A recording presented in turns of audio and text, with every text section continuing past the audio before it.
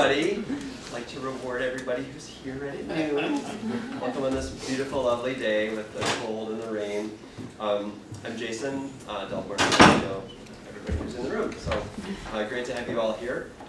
We always start with just announcements about upcoming events. So anything happening over the next week or so that people want to announce? Well, tonight, do you want to talk about it? Or do you want to announce the thing tonight, Jason? You're involved in planning. I'm trying to remember the title. I wonder if it's too late to register, but there might be on-site registration. Yeah, so with the British Business Council, there are actually some faculty on campus who are involved in that organization, and they contacted our center. They like to hold kind of topical events that are relevant to their business community, and showcase the research and expertise of faculty at NC State campus. And so we're co-sponsoring an event with their organization this evening at Hunt Library. I believe it starts at 5:30, and both Jennifer and Fred are going to give talks, and we'll serve on a panel, and I think it'll be particularly interesting in terms of getting into some of the politics with the EU and the UK in particular at this interesting moment in the UK's unfolding history. I almost expect that if you show up there tonight, everybody's just going to like sort of look wild-eyed with their hair sticking out everywhere. But that's probably too much to hope for. and it's on the GES website if you are interested, from 5:30 to 8. And Yes. I believe it's free for people affiliated with our center. And students too. And students. They're charging. Students are $10. Students are $10, but I think you can. What if students are affiliated with our center? Yeah, I bet they'll let you in. Yeah. So, and that also, I think, was part of the weekly announcement that Patty sent out, so if you want details there. Emerging biotechnologies and agriculture is the title. Okay, thank you. And they'll have heavy hors d'oeuvres. Heavy hors d'oeuvres. Not just snacks, Right. hors d'oeuvres. So bring your backpack. Get some food. And adult beverages. Anything else that people want to announce? Jen? Yep, I just want to remind everyone that Nora is still organizing the GES write-in every Tuesday morning at 10:15 in the faculty commons of DH Hill. Cool, and I've heard some people, I mean, not just you, but I've heard other people say they've gone and it's quite a positive experience. Yeah. Yeah.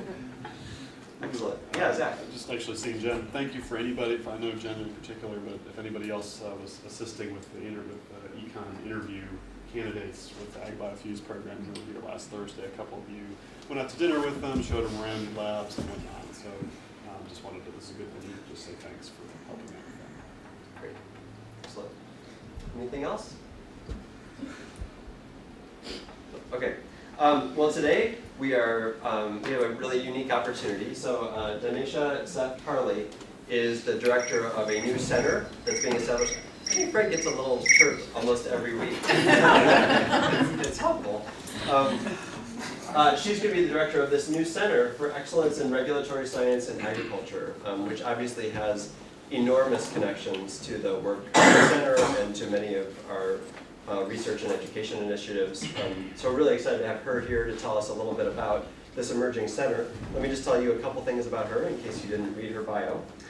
She grew up on a small organic farm in West Virginia, and she's really proud of that Appalachian heritage.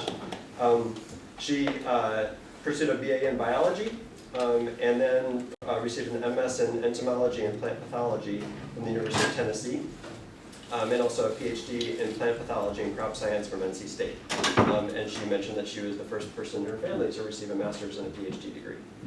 So she's proud of that. One or the other, actually. I Yeah. know higher degree. Yeah. Awesome. And I just kept going, right? I was Yeah. like, oh, I love this. I'm going to keep going.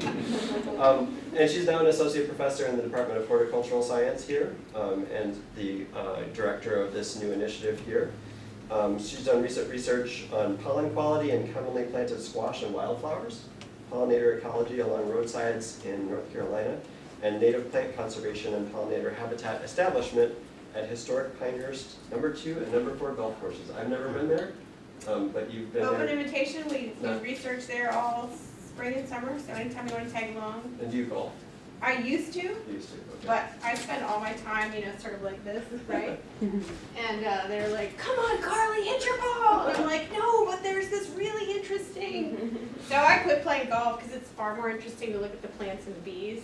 Excellent. But I still can drive the carts, you know what I mean? So. I think I'm with you on that. So, anyway, welcome to our colloquium, and she'll talk to us for about 30 minutes, and then we'll have a chance for discussion. Thank you for being Thank here. you so much, and thank you all for welcoming me on this lovely, lovely day outside. It's super great to be here, and I was just telling Jason, you can tell from my research background that maybe regulatory science is a little outside of my comfort zone, and it is, so we're all gonna be learning together, and you guys are already, hey, it's so nice to see you. You guys are gonna be kind of ahead of me because your center's been around for, is it 5 years now? Probably, yeah, right around 5 years. So you guys are I'm gonna learn a whole lot more from you all than you're gonna learn from me. So we're just kind of gonna be in this together. So thank you again for inviting me to talk about our center. This is something that's been in the works for a number of years, and at some point I will show you a timeline, but essentially you guys probably don't need to be told how important agriculture is, and that's really what started the concept of this center. Is that essentially, I like to tell folks, if you like to eat or wear clothes, then agriculture should be important to you, right? And I grew up on a commune, so people are more interested in eating maybe than wearing clothes, but at the same time, agriculture is still very important. As I mentioned, as Jason mentioned, I grew up on an organic farm in West Virginia, and it was a really unique experience. However, we know that organic agriculture, while it has a place, is not necessarily going to feed our growing population of 9 billion plus people on the planet. We need our agricultural production to increase, and it depends on what data you look at or which papers you read, or particularly what institute has put out new information, but essentially we agree that agricultural production needs to increase maybe as much as 70% by 2050, which is when most numbers are looking at 9 billion people or more on the planet. Today's allocation for crop production, about 62% of it goes to feed humans. And we often talk about feeding our growing global population, which is of course very important. But in addition to that, and especially important to North Carolina, is the growing animal production. As countries such as China and India are demanding more of a first world feel in their food products, they're asking that there be more beef available, more hog production, more poultry. And fortunately, North Carolina and other southern states are uniquely positioned to grow the animal protein that we need to ship to other countries, as well as here in the United States. But we also have to make sure that those animals are fed. So we're not just increasing production for human food, which is of course important, but we also need to make sure that we're producing enough animal feed to produce animals that will go on to feed for other countries. And of course, bioenergy crops, oil seeds, other industrial products are important, and we're growing a number of those crops here in North Carolina as well as across the United States. So essentially, we need to increase agricultural production. And how do we do that? We know that land for agriculture is actually, we're reducing the amount of land that we have for agriculture.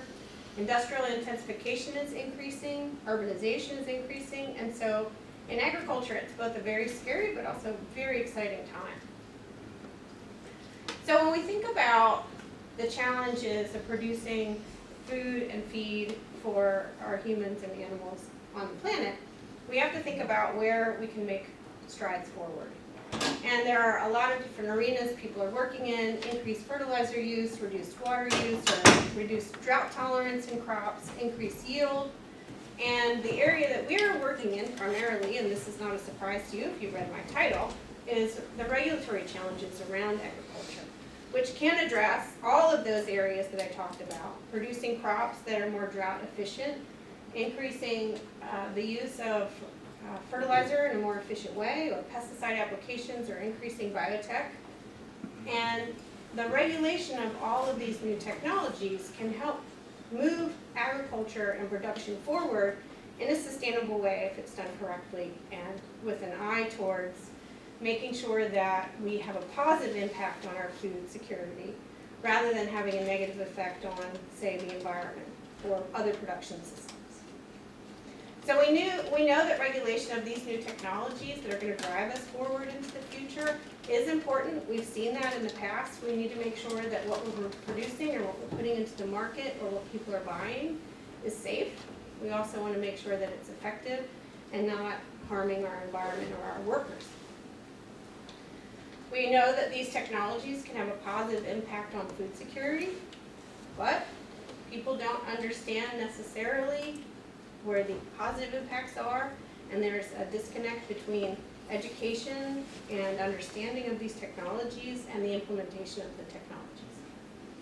So we need to make sure that our current technologies are deployed in a way that our growers, other folks in the industry, and our public understand the benefits of the technologies, and we also want to make sure that they're safe before we put them into our marketplaces. However, and my third point here is that the deployment of these technologies can be slowed by a lack of understanding. In some cases, we're talking about understanding in the regulatory process, but one of the other areas, and I'll get to this later, is that understanding in the marketplace by our consumers is also slowing the adoption of technology. And the EU is a great example, right? They don't want any bio or GM crops in their marketplace. And I mentioned I grew up on an organic farm, so I always use, and I hate to pick on my parents, and I'm not, they're wonderful, wonderful people, but my parents are sort of who I think about when I talk about the consumers who are maybe fearful of technologies they don't understand. And so, for example, my parents often will send me information on, the evils of biotech soybeans, or, the evils of GM crops. And they choose not to buy produce or products that utilize those technologies. And that's fine, right, if that's their belief system. But I understand that they're coming from a place of fear because they get misinformation. There's so much misinformation on the internet.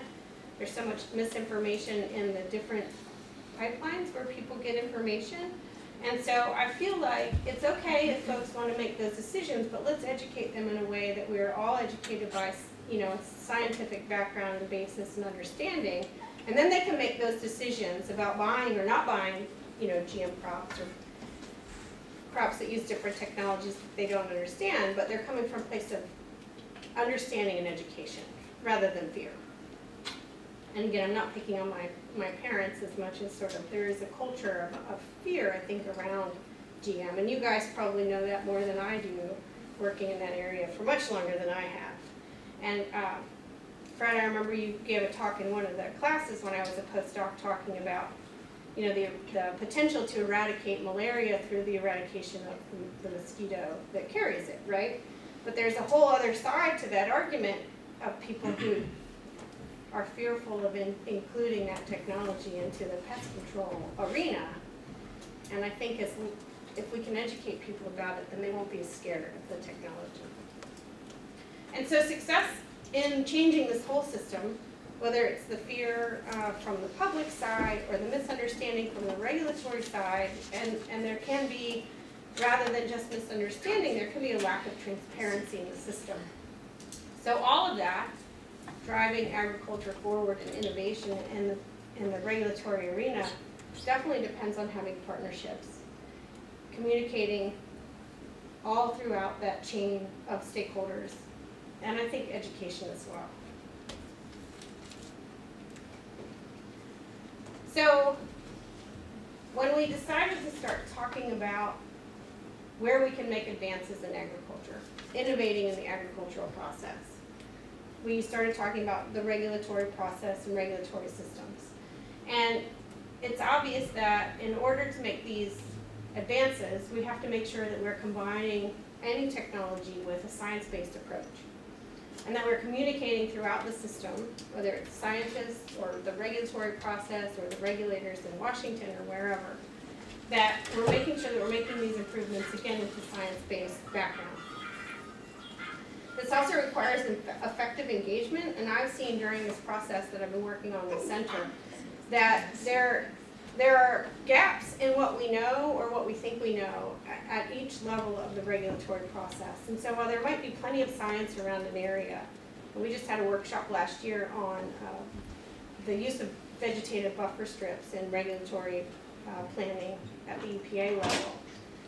And it was clear that the scientists working in the area of vegetative buffer strips, right? So these are strips of vegetation that might be along agricultural fields to protect the streams in the area from runoff, right? Whether it's sediment runoff or the potential for pesticide runoff.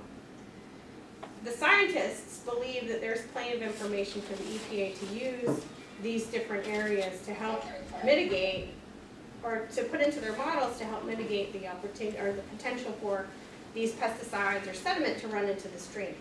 But at the highest level, the regulators didn't believe that there was enough information. And so really, we haven't solved the problem, right? But really, sitting in a room talking through all the different pieces made a big difference with how the EPA was able to sort of look at the science that we had and trust the science in a way that was more applicable to those situations. And so having effective engagement throughout the entire process is more effective than simply scientists saying, well, we have it, just do it, or the EPA regulating in a way that makes no sense in reality. And we've seen that too, right? So the idea is to bring everybody together, right, into a room or into a forum and be able to talk through all these issues. So this is before I started in 2016. Laura McConnell, who's here with us, and some other folks. Keith, were you involved in the first workshop? No. No. Keith has also been a part of this as well as Laura, and so I can, I'm going back in history a little bit, but there was a regulatory workshop essentially where all these different partners came together, you know, from NGO groups and federal partners and industry groups and universities, academics from all different areas. And I don't remember what the entire white paper that came out of this workshop said. But essentially, their major recommendations that sort of filtered back to me and to our group was that these regulatory systems need, again, stakeholder input from all levels in order for them to be effective. And there needs to be more open communication. And then they maybe need a leader, right, or a champion to help work through these issues, to bring people together, to help facilitate this dialogue. And so they put forth these recommendations, and it came to, I guess it came to NC State, and they said, you know, look, NC State is a leader in so many other areas, including, you know, your center was named among the best that industry and these other partners came up with, that we're doing amazing work around this area. And so they said, okay, why don't we bring NC State this idea? Let's have them lead this consortium, or in this case we're calling it a center, depending on who we're talking with, right? And be the voice in an unbiased fashion for these regulatory challenges and innovation in ag. And we kind of came up, these are not our ideas, of course, this you'll recognize the research, education, and engagement. If you just pop engagement out, put in extension, you'll notice those are the three pillars of our land-grant universities, right? So in order to be effective, to work through all of these regulatory challenges, to help provide the innovation in the technology and adoption even of these technologies, we need all of these components to work together. And since we already do that very well here at NC State, we were kind of a natural fit. So you don't have to read all these different pieces, but for the center, we did agree that we needed to have all three components in order to make it a successful endeavor. So I probably don't have to tell you guys this, but I give this talk again to different areas, and not everyone who's familiar with our wonderful, magnificent, and robust state for agriculture. But why did they come to NC State? Well, I think it's obvious. You guys, again, probably know more than I do about the biotech firms, but other than Bayer, who's leaving, sadly, we have a number of large firms that work in the arena of agriculture and technology right here in our state. We have a number of small to mid-sized ag biotech firms as well, and of course we have some fantastic universities, NC State, of course, among the best. And then one of the things that I think is most exciting is that we have over 90 commodity groups here in North Carolina. That's really unique, and I guess I don't have to say really, right? It's unique and very special. So NC State was sort of a natural fit for this type of program. Plugged into agriculture, amazing research opportunities, amazing faculty, and all of the different biotech firms that are right here in our backyard, almost literally. So when we decided to finally launch the program, there was a lot of time spent writing sort of a white paper, and Keith and Jennifer helped with this, Laura of course helped, and a number of other people came together and decided that what we wanted to do in order to drive this forward was indeed come up with a center concept. And again, we did look, of course, at your center as a muse for what we wanted to become.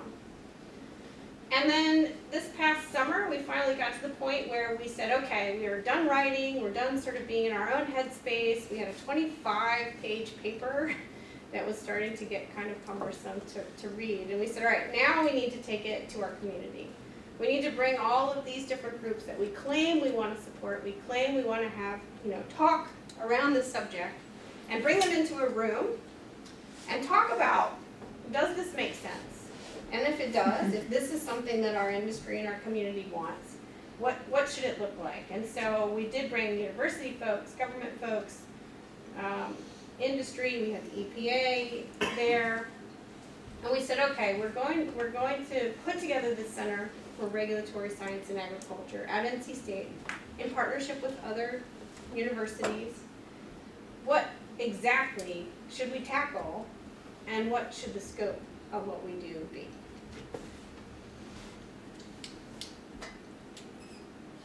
We came up with we spent 4 hours and we had a really great time talking about what it shouldn't be. Maybe that was easier, right? Because what it should be was a little more difficult, and I found at the end of the day it was easier to say what we didn't want to be than what we did want to be. So we're still working through that. But essentially I was able to sort of synthesize all of those big ideas from everyone in the room and put together sort of a few very large goals for what we, CERSA, wanted to be. We wanted to make sure that we were raising awareness of our regulatory challenges in a way that was accessible not only to the industry and the academics, but also to our public. And also in a way that we knew that we could tackle the issues associated with those challenges. We wanted to increase cooperation and collaboration among all of those different stakeholders. And again, NC State is very good at facilitating these types of partnerships.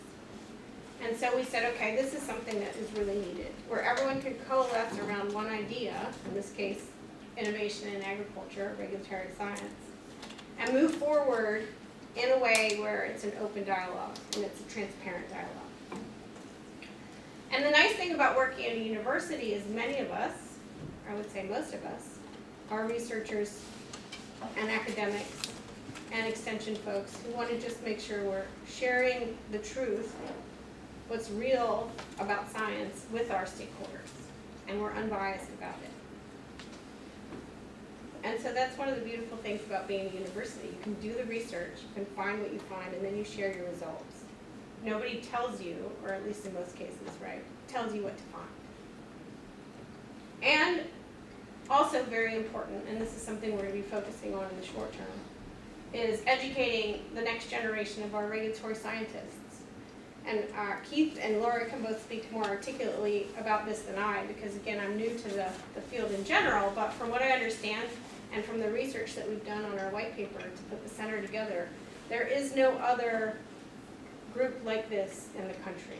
There are a lot of regulatory science programs, but that's all around the pharmaceutical industry, right? And there's, I think, one other similar program. Pardon me? Oh, no, I'm sorry.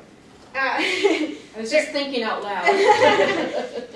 There's one other program, maybe two, that talk about regulatory science and agriculture, but they're, from what I understand, again, they're just an academic organization, and there's, clearly nothing wrong with a good solid background in education.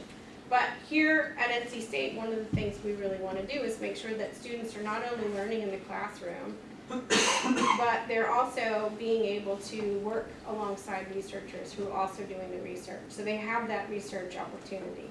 We also have the outreach component with extension, because we are very strong in extension in North Carolina. So we have that outreach component where we can take the research that the students or the professors are doing and take it directly to our community members through that pipeline. So we're educating not only the next generation of regulatory scientists in a way that they are truly embedded in a regulatory science program in agriculture where they're focused on ag, but also we are going to offer classes via distance ed to people who are already working in the regulatory industry world, but didn't have the opportunity to take classes such as the ones that we have. So I have found that people are really excited. Yes? Can I ask a clarifying question? Certainly. Maybe it's just me, but I'm a little unsure what's the difference between regulatory science and science policy intersections. Okay, can we come back to that? Sure, okay, maybe it's just me. No, it's not, and I'm gonna learn with you when I tell you what I think. So I only have like 2 or 3 more slides, and I would much rather just talk, because I'm much better at a conversation. And let's come back to that, because that really is important. So the question was, what is the difference between regulatory policy and regulatory science? Right? Science policy. Science policy and regulatory policy. Regulatory science? Yes. All right, we'll come back to that, because this is a good question. So what are our next steps?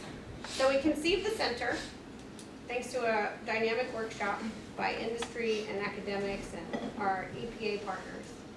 And they came to NC State, and NC State wrote this big, long, 25-page white paper, sort of looking at what centers are already on campus, what was needed, and was there support for the formation of the center. And so we said yes on all of those counts. And we had a lunch, I call it a lunch party because that sounds a lot more fun than a lunch meeting, in July, where we brainstormed, what should the scope be? What should we focus on? Who should be involved? Are there stakeholders that are not in the room? And that brings us to, essentially to today, right? We are having what I'm calling a pre-advisory board meeting, and Jennifer has kindly offered to attend our meeting because she's been part of this since the beginning. Keith and Laura will also be participating, where we will start to look at what the governance of our center looks like. And I might want to pick you guys' brains about what it looks like for you, but we're still working through that process, and so we'll be having another stakeholder meeting. The first one in July was sort of we painted with broad strokes. We brought in almost anyone who said they were interested, anyone who wanted to participate, people from sectors that we weren't even necessarily wanted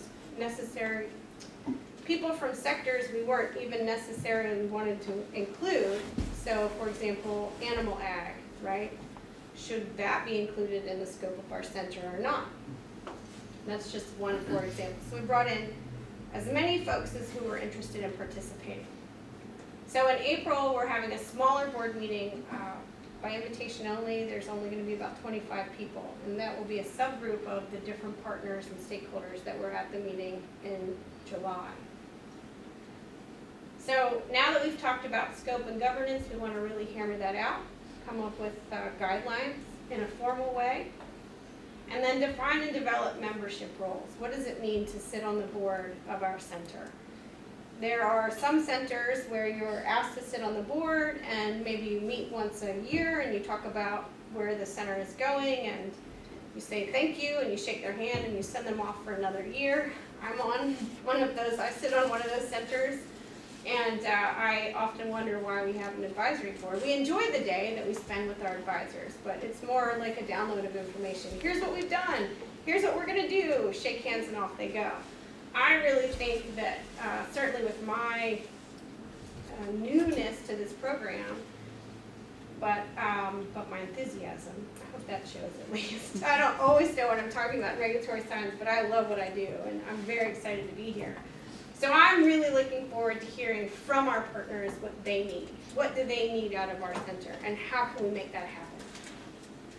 And I want to make sure that the advisory board is truly an advisory board. Why bring these experts together, bring them in, and only tell them what you're doing and what you're gonna do without listening? And so it is my sincere hope that we do that listening piece.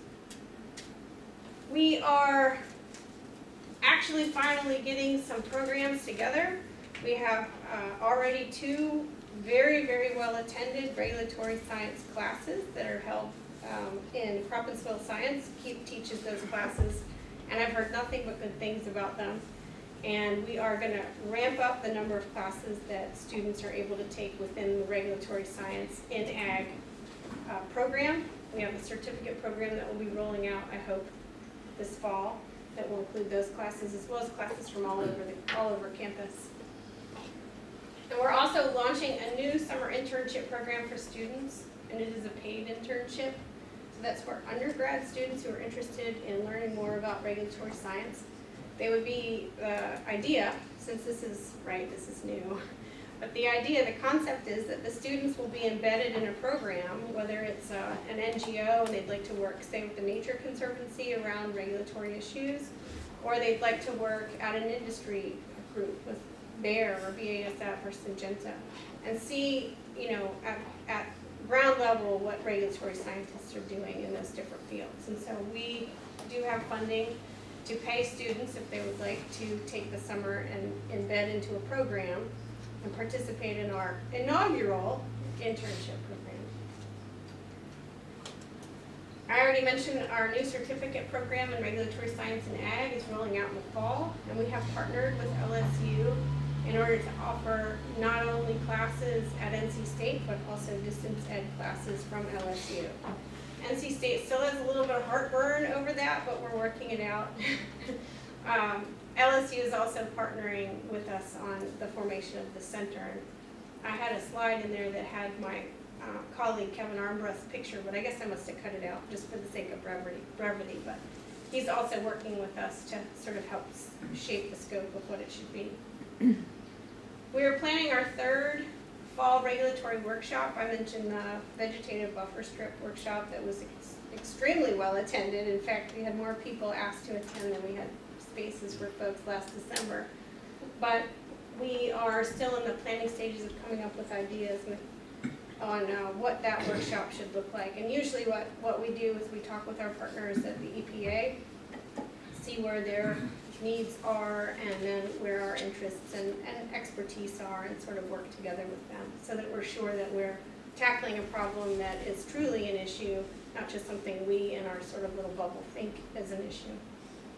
And then, of course, grant writing. I haven't hit one of my big grants yet, but I plan on it. And we're also still, seeking partners for internship programs, on our advisory board, whatever else people are interested in participating, whatever piece they'd like to help fill. And I'm a bee researcher, so I told my son I always stick a bee in my talks. So there's my bee. And you don't need to digest this. Laura had put this slide together for a talk, I think in Boston. And I really liked it because you can see that although I didn't talk about specifics in engagement, and we can do that if we want to, I did talk a little bit about our specifics around what we hope to do under education. But you can sort of break it down and say, okay, here's what we're doing in engagement. We have workshops. We're getting ready to launch. And I think this is exciting, a whole series of podcasts on innovation in agriculture. And along with that, we hope to do some social media outreach, which I've never done, so that's new to me. And we're continuing to work on the workshops that we'd like to host, again, around the idea of innovation in regulatory agriculture. Keith has been offering these classes. Again, they're very well attended, and I get requests all the time to speak in those classes or to learn more about those classes. And again, we hope to turn that into a full-blown certificate program that should come out this fall. We're still in the process, we call it a center, right? But university is like, oh, you can't call it a center until you call it this first, and then you have to go to this step, and then in 5 years when we've got money, just like Scrooge McDuck, right? You're just laying on piles of money. Then you can call it a center. So we're not really a formal center yet. So I'm playing fast and loose with that term. That is our goal, ultimately, is to become a big C center. And Scrooge McDuck-like, right? We just got loads of money rolling in. All right, so that's the center in a quick nutshell. So thank you for the time to talk about it. And I would much rather sit and discuss than stand up here and talk at you. So thank you for that. So now I'll answer your question. And I can't really tell you, other than I know that policy is different than like research science, right? So policy. Laura, help me. Okay, so I mean, my perception is that I work in regulatory science, so I'm a scientist that works on regulatory issues, and so there's actual science aspects to the studies and the modeling and the risk assessment. There's real science there, and then the policymakers decide this is what we want our policy to be, but then the scientists have to actually try to implement that. Right, so maybe it's just a terminology, or terms that's used in different fields, because where I come from, with mostly nanomaterials, we, nanotechnology, we talk about science policy intersections or experts in science policy, and it's the same type of things like the risk assessment of nanomaterials and nanotechnology, and the role of that in policy or in regulation in both the EU and the US. So yeah, I don't know. So it's just a term. So whenever I think about the intersections between science and policy and regulation, I always use science policy. I didn't know that you guys maybe use regulatory science. So. Right. Okay. I think yes. Cool. And as Laura was saying, just to give a for example, I'm also from the science side, so we might talk about how a certain chemistry affects pollinators in an environment, and those numbers or those data that come from that would be the science piece, the regulatory science piece. But the policy is a different group of folks. They're not necessarily entomologists or plant pathologists, but they're policy people with a different background, and they might not understand, the study itself, but they understand maybe the law, like the side of the law, which I don't understand anything about. But it is very important to have both those pieces, and something I didn't mention and should is that we also appreciate the importance of the social piece, the society and engagement. And you guys know that better than anybody because you've embedded that in who you are. Yes, ma'am. Whoop. I was just going to add to that. So we had a real hard time when we first started this, deciding on, is it regulatory science, is it regulatory affairs? Yes. Because it bleeds over to policy, and certainly in the classes we have people that are more on the policy and affairs side, and some that are very basic pollinator studies, which is a very small part of any regulatory package. You have to have all these different expertises to develop a regulatory package that hopefully influences policy making. Thank you, Keith. So I'm interested in hearing about what you want your engagement piece to look like. Me too, so let's talk about that. What I was getting from your presentation, which may or may not be accurate, is that it's more of a top-down teaching outreach type of effort than receiving information from the public and using that to shape the path of the goals for the center? So I think that is probably, again, my bias showing, right? I'm a scientist, as I mentioned, I study pollinator habitat. So for me, it's all about bees and plants, right? And the science, the data that we collect, right? How many species of bees do we have in a given area? I am not a social scientist, but I understand that piece is important. So I don't intentionally leave that piece out. I'm just not comfortable speaking about that, right? So what you hear from me is we as scientists want to create the data or, write the papers about what our public need to know, right? The truth. And then we're going to put it out there. Now, that's a bit naive, right? But I think you're hearing my bias again from where I come from. So I think it really should be a merging of both of those, not just the researchers saying, here's how it should be, or here's what we found, but also listening to the public, right? And I use my parents as an example. They'd be mortified if they knew I was talking about that. But listening to them, what are their fears? Where are they coming from? Why are they concerned about GMO crops? Just as a quick example. And then also helping to meet them where they are, not just saying, well, you're ridiculous, you shouldn't be scared, right? I need that piece too, but that's why I've engaged folks like Jennifer, and we have another social scientist on our board as well, Rebecca Dunning from Seth in horticulture. So that piece is equally important. I just tend not to think about it because, I'm in my science head. I'm going to write my paper and everybody will know what the truth is. I have also just recently dipped my toe in social media, but I hired someone for that because I don't understand it and I don't have any interest in it. But she does, and she's excellent. So she's also someone who tells me, look, you need to listen to these people, not just these people. So you're absolutely right. It shouldn't be a top-down approach only. It should definitely be integrated. Yes? So one thought that came to mind was how timely this talk on regulation is, given some events of the past kind of few weeks, right? So thinking about Boeing and the crashes and the regulatory oversight problems that have come out around that issue. Thinking about the glyphosate trials, right? And the kind of corporate malpractice, perhaps, that's come to light. And so thinking about, what does good regulation look like into who, and what's a regulatory challenge, right? Is a regulatory challenge, our products aren't getting to market fast enough? Or is a regulatory challenge, planes are falling out of the sky and people are getting non-Hodgkin's lymphoma? Right? So I think there's a productive tension there that you don't want to, productive tension. I like that. State that word once every, anyways, once every question. So you don't want to lose that, and there needs to, I think that tension needs to be there. So I'm curious, how do you go about making sure that the critical voices, and I think in this case critical voices is calling out the need for stringent regulation.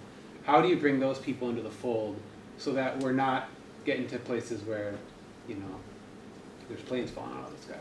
Right, and now unless they fall into a cornfield, that's not my purview, right? Once it's in that cornfield, then it's ag. No, I absolutely see your point, and it's a really important one. And one of the criticisms that other centers have gotten, that you guys have gotten around here, and that we are going to have to face, is that if we are industry funded, then we are going to be seen potentially as only wanting to help them steward their chemistry through the process in a more transparent way, right? Then it makes it okay. And I appreciate that opinion, but I also, I've been fortunate enough to participate now in 2 of our workshops where we do bring in the EPA, the policymakers, the OPP, what is it, Office of Pesticide Programs, as well as the USDA, OPMP, Office of Pest Management Policy, and bring the folks, the regulators that we keep talking about, into the room so that they can talk about where the gaps are, where the needs are for them. And then we bring in academics, and we academics, as you guys know, can really poke holes in arguments. And so talk about productive tension. The last workshop I went to was great because we did have those different voices in the room. One thing, and so I guess my point, just very quickly to answer that, is that we have to make sure we still bring the right people to the table. And I'm having a difficulty with that, to be honest. When I talk about regulatory science, a number of groups have just said, no, I can't be involved because I don't have any, we as a center, just like the Integrated Pest Management Center I'm part of, we appreciate the use of, say, pesticides in a program. And there are different groups that don't want to be associated with us because that's all they see. And so I'm trying to bring that other piece in, the other voices that would even, be more, cause more tension perhaps. And I haven't been able to get them to the table to even have that conversation. We have had some participation from, I can't remember her name, from Organic. And I think OERI, is that right? I forget what, the Organic Research Environmental Initiative. Because their regulations aren't organic too, and organic pesticides. That's right. So we feel like they fit under the umbrella. We've reached out to Center for Science and Public Interest, and I think we've got some interest with them participating. And I think that's one thing we have to do to make sure we're not perceived or go off in just one That's right. direction. Because we have had great participation from industry. They're really interested. And, you know, at some point, you have to just keep moving forward without having the perfect group at the table, and that's kind of what we've been doing. But we would, as Keith mentioned, you know, we've been trying to reach out. We continue to try to reach out, and we will continue to try to make sure that there are all voices heard in the dialogue. Oh, no, not you. Yes, ma'am. So yeah, I know you're really interested and motivated to make sure that you're open and transparent with, you know, all the stakeholders, which is great. That's completely what, you know, the right approach to robust governance, or multi-stakeholder collaboration, so it's great. So I think in this process, you're probably gonna come up across like the concept of uncertainty and how to communicate effectively deep uncertainties to different stakeholders. So I'm really curious about your strategies, your approaches, the people involved, what works, what doesn't work.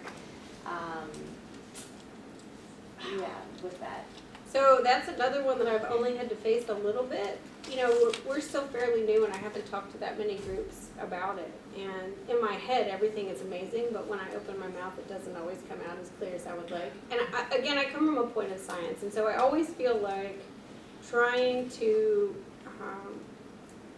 articulate the science-based approach to what we know might, I don't know, you know, that's not always the right approach. So how do you talk with someone who maybe has a completely different viewpoint and I'm gonna need help with that. I mean, that's why it's a team of people, right? It's not just me. I had a fantastic conversation. I talked about CERSA with a group of professionals in the ag community, but they were not a group that I normally talk with. And I can't remember what group they are. They were actually from the Eisenhower School, so it's a military school. And this gentleman was vehemently opposed to genetically modified organisms of any kind. And I gave this talk, and I always use GM crops as an example of one of the technologies that could benefit agricultural production. And when I left the talk, they were still meeting, right? It was like a full day meeting, and I was giving my talk and staying for part of the session, and then I left. He actually followed me out of the room, which was a little uncomfortable. And we actually had a fantastic conversation, just one-on-one, right? It's hard maybe for me to articulate everything in a big group setting, but one-on-one where we talked about, you know, what science understood and what he understood and where we were trying to meet. And so essentially, and I'm coming at your question from a long way around, but essentially I was able to feel like instead of having an antagonistic conversation, we were able to have a dialogue because we found a point at which we could both agree. And once we could both agree on a certain point, we were able to go from there and then have a conversation. And it wasn't scary or antagonistic because sometimes I talk with someone and I think this is true especially in society right now with the way our politics are in the US, where someone is hyper-partisan and they don't want to hear what someone else has to say. And I think those people, you're never going to reach everybody. So I try to find common ground and work from there. But this is why I think actually the communication of uncertainty is so critical.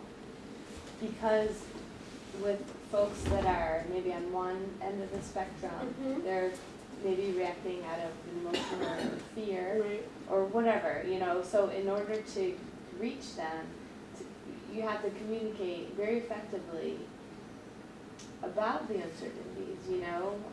And I think that there's an art and a science behind it in the whole field of skilled people. So and I'm sure I will not get it right. encourage that to be. No, you're absolutely right. You're absolutely It's not right. just about the uncertainty or the science, it's actually also about your engagement and your being transparent. I figure Isn't it Peter, oh, no, I was just gonna suggest, Jean, help me with this, isn't it Peter Sandman or Sando? Has a useful website about that on communicating. Oh, Jack Stilgo? No, Wait, it's Peter Sand something. specifically around Anyway, I communicating can find it. uncertainty. He used to be an academic, but then started a consulting company, and he's got a really, yeah, well, no, it's Peter Well, when it hits you this Sandman or evening, Sando or something. He drive has it nice, home. a Yeah. nice website about communicating uncertainty and communicating principles that I think kind of fits with our center's ethos. And I'll find the link That would be and great. and Thank send you. it around to you. Not that I know how to do it, but I just like, his website is geared towards, it's based on academic, literature and Right. evidence, but it's geared towards practitioners. Which it's hard to find risk communication people who are geared towards practitioners. They'll study perception and they'll study, the communication of risk, but they won't necessarily get a best practices list for you. And this site has a best practices list, and I will find it. Peter Sandman. Sandman, because I was on a panel with him once. Thanks, Patty. It's psandman.com. psandman.com. So, So, Danesha, if I understand you correctly, your center as a, for regulatory science, you're not just looking for effective regulations in this area, and that area, but the science part of that is that you're looking to create an effective process that you can apply to get to effective regulations, is that right? That is true. Yes, Okay, I think that is the goal, is to, that's where the science, that's right. And also to identify gaps in that process and address them early in the process. yeah, because any process, it's not gonna be a cookie cutter, there's not gonna be a perfect one that you can find for everything, but there can be one with some known pitfalls and known practices that work, like asking stakeholders. Maybe I could just say that since I was there when the first conversations were started at that very first workshop, and one of the leaders at Office of Pesticide Programs said that what he was looking for was really feedback on their decisions, like honest feedback. If we're putting out, let's say that we're going to require, these kinds of approaches to mitigate risk in agriculture, but maybe farmers can tell us a much better way to mitigate that risk that works with their production systems. It's much cheaper, that makes them have to go out in the field less often, or these kinds of things. And so, but they didn't have a way to get that kind of feedback. And so that was sort of the genesis of the idea, was, okay, we're getting ready to put out this decision, or we've just announced this decision on a particular set of compounds. Can we get some feedback from various stakeholders other than just sending in comments on a website, which can be very kind of formulaic, and it's just whoever happens to send something in, you get the public comments on the website.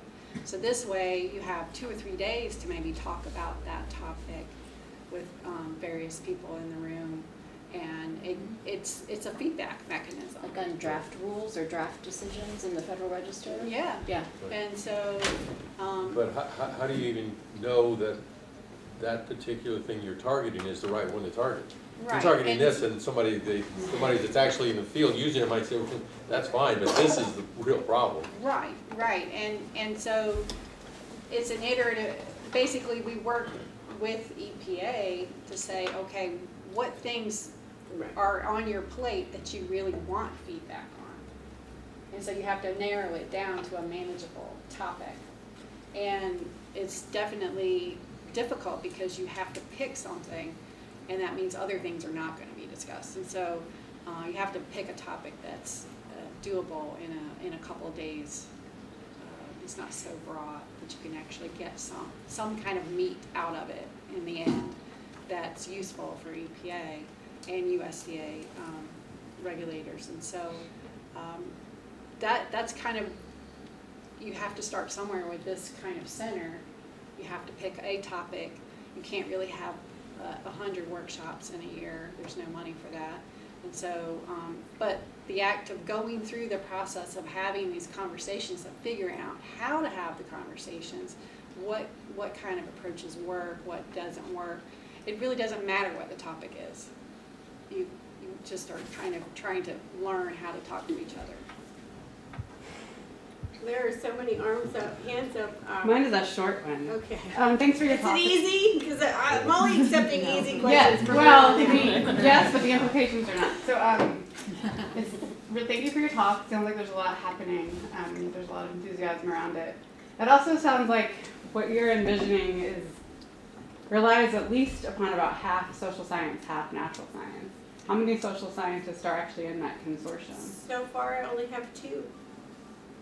But I have one really awesome one. Oh, but I'm 50% social science. I mean, you know, we're open to. I don't know about awesome either. We're open to more partnership ideas, but you're absolutely right. But again, that's, I rely on other people to give me that feedback, you know, who I should talk to. Well, I think maybe that could be a good point of collaboration for the 2 groups, Yeah. because we seem to be, we actually want to connect more with natural scientists, and there are several in the room, but even do that more, because we are, you know, weighted more towards the social science humanities area right now, so, yeah. That would be great, and you're right, thank you. And when we put the certificate/minor together, we tried to make it flexible enough that one of Jennifer's policy students could select courses versus somebody that's biochemistry. You know, there's enough flexibility in there to hopefully entice all those disciplines. Yes, sir, in the back. So to jump back one, in terms of the broadness of what you might end up addressing, I'm wondering if you'd let me pose a hypothetical.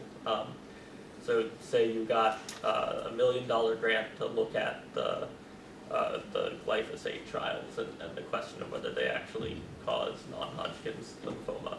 What would it mean for your center to look at that? Like, what would you organize? Exactly.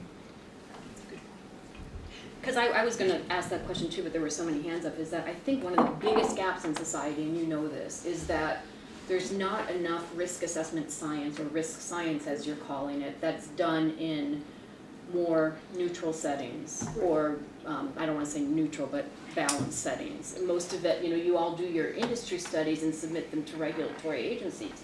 But when something like that comes up, it would be useful to have, you know, the funding to actually fund the risk science. Yeah. And that gets lost in the gaps between what industry does to submit for regulation and what we fund through NSF and even what EPA funds. And even USDA risk assessment grants are not really that tailored towards science that needs to go into decision making. And I think that's a big gap, and this center could really fill that gap. I think even more so than the regulatory policy questions, but that's my opinion. We are hoping to have that research component, and my one of my goals is to fund a research program. I would love $1 million. I'm in the process of writing $1 million grant now, although we want to fund the education piece first. But my goal is to be able to give out small research grants to address those questions that need to be addressed, that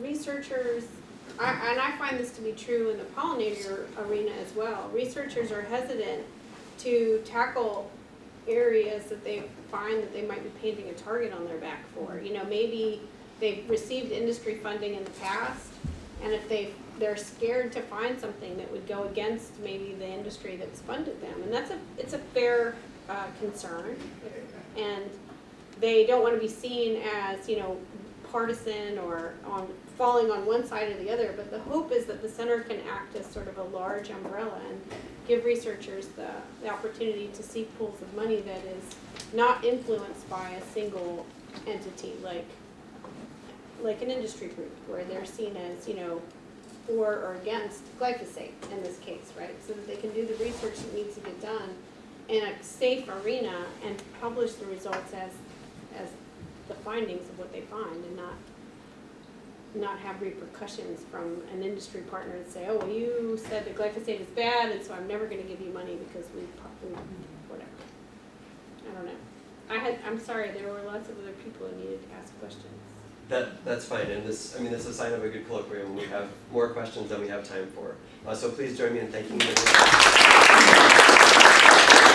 I have a feeling that this discussion is just the start of an ongoing discussion among the folks in our center, so thank you for coming. Just an announcement that next week we have a recent doctoral student from Duke University who's going to be giving a talk called Beyond Political Ideology, Attitudes Towards Government and Corporations on Trust and Science. So obviously that has nothing to do with our discussion here. Her research focuses on the role that identities play in driving political attitudes and how partisan and nonpartisan identities interact on highly polarizing issues like climate change or GMOs. And so please come back next week and in future weeks as well. So thank you so much.